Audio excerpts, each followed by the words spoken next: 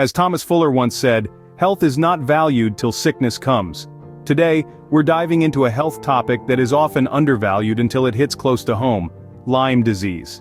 Imagine, a tiny creature, barely visible to the naked eye, could potentially change your life in significant ways. That's the power of the bacteria that causes Lyme disease. But how exactly does this happen? How does this bacteria spread from a tiny tick to a human? And why is this a concern year-round, not just during the warmer spring and summer months? These questions may seem daunting, but fear not, for we're here to guide you through the twists and turns of this complex disease. Together, we'll explore the symptoms, the treatment, and even what happens after the treatment. So buckle up and stay with us as we unravel the mystery of Lyme disease. Lyme disease, named after the town of Lyme, Connecticut, where it was first identified, is an infectious disease. But what exactly does that mean? Let's break it down. At the heart of Lyme disease is a tiny, spiral-shaped bacterium called Borrelia burgdorferi. This bacterium is the culprit behind the illness, but the bacterium doesn't travel alone. It needs a ride to get into our bodies. And that's where the black-legged tick comes in. Think of the tick as a tiny delivery van carrying bacteria. When a tick latches onto a person and begins to feed, it transfers the bacteria into the person's bloodstream. This is, in essence, how Lyme disease is spread. Now, it's important to note that ticks aren't just buzzing around all year long. They're most active during the warmer months of spring and summer. However, that doesn't mean Lyme disease isn't a year-round problem. Ticks can survive and stay active even in cooler temperatures.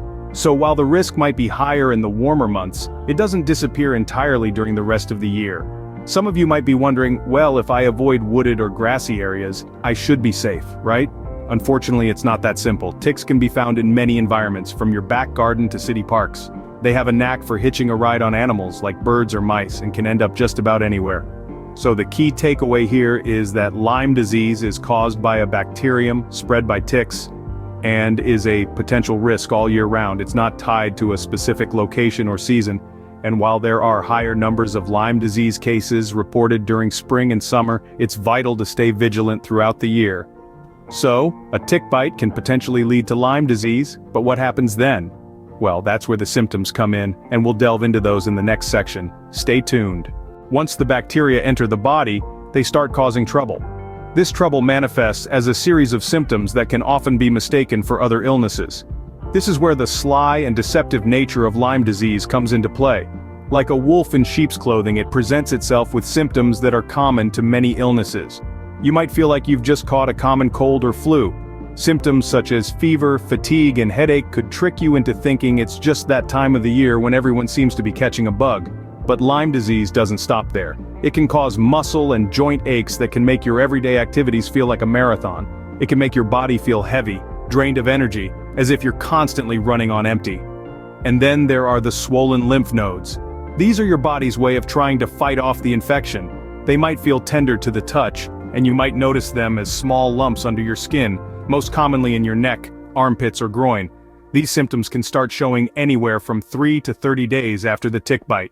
And here's the thing, not everyone who gets Lyme disease remembers getting bitten by a tick. So if you start experiencing these symptoms, especially if you've been in an area known for ticks, it's important to consider Lyme disease as a possibility. Early detection and treatment are absolutely crucial in managing Lyme disease. The sooner it's caught, the better the chances of a full recovery. These symptoms, particularly the fever, fatigue, and headache, are so common, they can be easily mistaken for flu. So, how do you know when it's more than just a flu? How do you know when it's time to seek medical help? Think back. Have you been anywhere that you could have come into contact with ticks? Check your body. Are there any signs of the telltale bullseye rash, which often results from a tick bite? This is not always present, so you cannot exclude Lyme disease if it is not, but if it is present, it gives you an extra symptom to report and reason to get checked out. If you've been bitten by a tick and start to feel ill, it's time to see a doctor. This is the first step towards diagnosis and treatment of Lyme disease. Doctors typically diagnose Lyme disease through a combination of your symptoms and medical tests. They might ask about your recent activities and whether you remember being bitten by a tick. Because the telltale bullseye rash doesn't occur in all cases, your doctor might order a blood test to detect antibodies against the bacteria causing Lyme disease. These tests can sometimes take a few weeks to turn positive after infection, so don't be alarmed if initial results are negative. Once diagnosed, treatment typically involves a course of antibiotics. Doxycycline, amoxicillin, or cefuroxime are often prescribed. For children under 8 years old and pregnant women, doctors usually recommend amoxicillin or cefuroxime. The length of treatment can vary from 2 to 4 weeks depending on the individual case. Here's something very important to remember. Even if you start to feel better, it's crucial to finish the entire course of antibiotics. Think of it as a marathon, not a sprint. You wouldn't stop running just before the finish line, would you? Completing the course ensures that all the bacteria are eradicated from your system, reducing the risk of relapse or complications. However, in some cases, symptoms may continue or return after the completion of treatment. This could indicate a condition known as post-treatment Lyme disease syndrome or PTLDS. This is not a sign that the antibiotics didn't work, but rather a sign that the infection caused some lasting damage to your body. It's akin to a forest fire. Even after the fire is put out, the forest doesn't immediately return to its lush green state. It needs time to recover, to regrow. That's what your body might need too. Time to recover from the infection.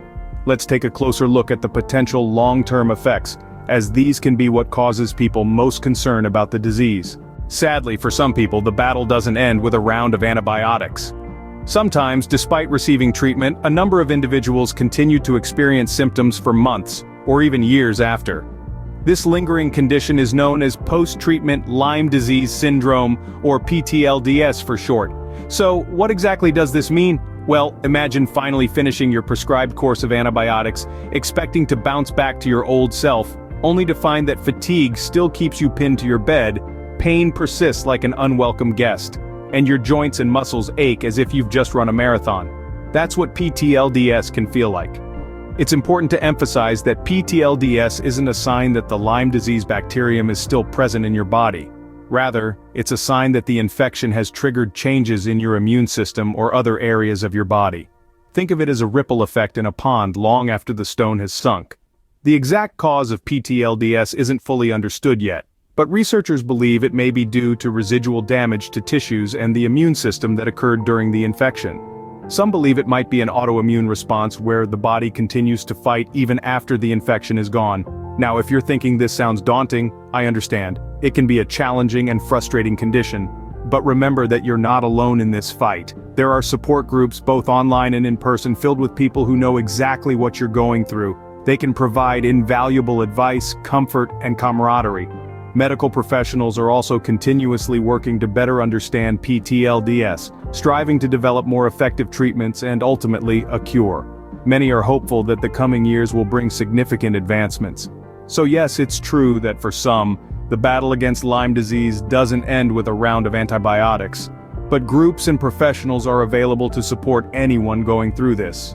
So what can you do to reduce the risk of getting bitten in the first place? We want to enjoy the outdoors in the spring and summer months, so staying cooped up inside isn't an option. There are a few things you can do to minimize risk. Cover your skin while walking outdoors and tuck your trousers into your socks, particularly in areas with long grass or brush. Use insect repellent on your clothes and skin. Speak with your pharmacist to discuss which type they have available to best suit the purpose. Stay on clear paths whenever possible. Wear light-colored clothing so ticks are easier to see and brush off. Lyme disease is a serious health concern, but with knowledge and awareness, we can tackle it. We've journeyed through its ins and outs, from understanding what it is and how it spreads, to recognizing its symptoms and knowing the importance of prompt medical attention. We've underscored that Lyme disease isn't just a spring or summer concern, it's a year-round problem that requires our vigilance. We've delved into the treatment process, emphasizing that it's crucial to complete a course of antibiotics even if you're feeling better. And we've discussed post-treatment Lyme disease syndrome, something some patients may experience, but rest assured, support is out there. The key takeaway: prevention and early detection are paramount, so let's arm ourselves with knowledge and awareness and stand strong against Lyme disease. Thank you for joining us in this journey of understanding Lyme disease. Please subscribe to our channel Vigor Vault, give this video a thumbs up, and share it with your friends. Don't forget to leave a comment with your thoughts or any topics you'd like us to cover next. Stay healthy.